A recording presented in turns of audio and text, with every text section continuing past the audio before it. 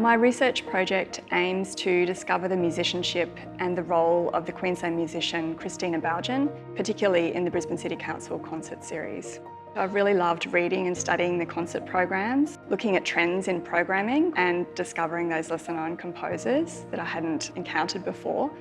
Because my category is the Business Leaders Hall of Fame, I'm very much focused on the successful businesses of Fred Tritton, who established his business initially with his brother Charles in 1886, then continued on what became a highly successful business for almost 100 years. It wasn't just furniture. He was into homewares, carpets, lino, light fittings, vases, crockery, everything you could want to furnish your home. Probably like IKEA in terms of everything you could want for your home in the one big shop. The title of my research is Vernacular Landscapes and Queensland Memory. So my project is to explore the relationships between a people and place and the affordances that a place could afford to its people, the community, and the potential memories within it. My research project focuses on the representation of violence in colonial Queensland writing, and I'm really interested to look at the fiction which was representing that history and turning it into the kinds of stories that people read. So one of the mysteries that I've really enjoyed following is trying to work out whether the fictional stories are based on real events, and in doing so you need to read different kinds of texts in order to find out where that writer might have been or who their brother-in-law might have been. And like a detective, it's possible to find out curious stories and intriguing details that connect the place we live in to its historical past.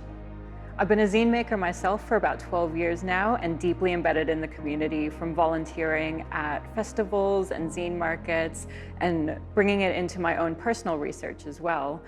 My research project centers on documenting the history of contemporary queer zines in Queensland. My project has centred on a collection of photographs from the collection of Peter Hackworth. They're photographs from her very first business called the Primitive. And her kitchen hand, he photographed a lot of the things that happened at the Prim. I'm proud of being able to reconnect with people who felt they were forgotten or passed by, and to reconnect them to their youthful success and vibrancy, and to remember those things. I think it's been very pleasant for some of the people I've interviewed to be able to talk about their experiences. I have over 20 participants in my digital storytelling workshop, and everyone's story during the pandemic was massively different. I have people lost their loved ones. I have people had exciting stories, try to cross the borders, and I have someone, they couldn't go back home because they are migrants. Now it's like fast moving into the new normal, and that part of history was very quickly forgotten. When we look back to that part of history in 20 or 50 years time, there will be some information that will provide us with new perspective, especially with the future unknown uncertainty. The next step in my research project is to speak to musicians who performed with Christina Balgin in the Brisbane City Council concerts, and also to gather some background information to the founding in 1941 of these concerts. So that will become an oral history that I can then deposit with the library. I've written 7 blogs. I initially thought I would write 3 or 4, but I've found so much information. Writing the blogs has been great to see what the reaction is. So I'm told I've had 1,700 hits so far on the 5 blogs that have been published, so that's good. Probably because my cultural background is like a great opportunity for me to represent the group that's culturally or linguistically diverse group that didn't get opportunities to voice their experience in Queensland history, and I think the fellowship provides these opportunities for me to make connection with them and to explore their stories, and that is very important.